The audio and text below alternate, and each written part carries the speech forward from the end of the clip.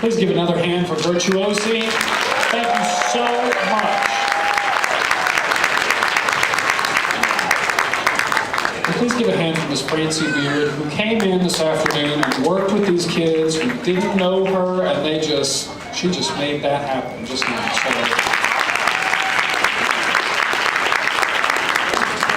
So, to give Mr. Christopher Waters the last word yet again. I wanted to say a few words before we showed a video as a tribute to our dear friend, Mr. Christopher Waters. Not because I knew him the best, or the longest, or spent the most time with him. I decided to speak today because out of all those who work at Bell Forest and have known Mr. Waters, I had the privilege of chatting with him privately last Thursday, the last day any of us saw him. It was providential that he moved to his tiny room across the hall from mine at the start of last year, and it gave us opportunities to get to know each other and regularly interact. I got to witness all the looks that he gave when somebody picked their class up late, or when an unknown person entered his room to use the bathroom.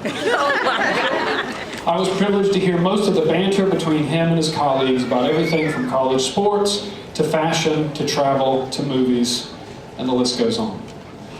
The sounds of his viola regularly wafted into my room as he played for teachers and students. Last week, though, both his day and mine had been a bit frustrated. We found ourselves just becoming increasingly frustrated with students, exhausted as the week wore on. I wanted to share with you what he did with me in one of the last conversations I had with him. We were discussing students and frustrations, and I was asking advice about organizing certain aspects of tonight. And that was when a young man walked in, one of the newest and most dedicated members of Virtuosi. You just heard him play. He entered the room to either return or borrow a violin, I don't know which one, but I can't remember. Regardless, he was a student who found his home in orchestra the last few months.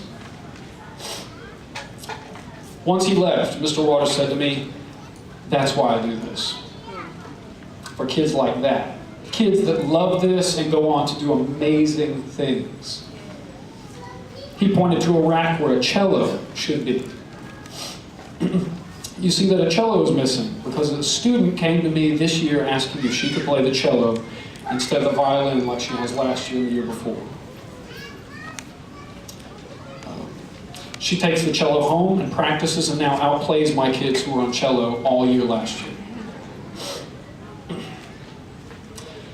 She took it home today.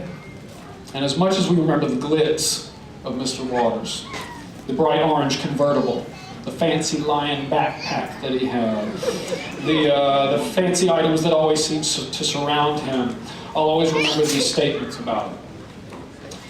Chandler Harley, a 6th grader now, came to my room earlier this week, and she mentioned that Mr. Waters helped her to get an instrument at Ambro, his other job,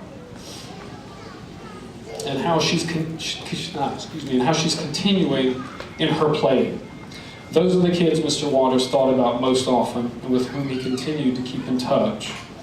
We all remember Mr. Waters as full of life, overflowing with humor, enthusiasm, and sass. A firecracker. These kids were the fuel behind that flame. These kids helped inspire and shape the man that we miss so dearly. These kids inspired the man that inspired us. Therefore, parents, I hope you realize the sacred charge that lies before you. Please continue Mr. Waters' legacy by encouraging these scholars to grow. Please help grow the seeds that have already been planted in your children. So I bid Mr. Waters farewell with words borrowed from Hamlet, "Now cracks a noble heart. Good night, sweet prince. And flights of angels send thee to thy rest." After the video, the school song will come on, and we'll just play on loop, and that will be your cue for dismissal. We hope you have enjoyed tonight's performance, and we wish you a blessed, safe evening and joyful holiday season. Thank you.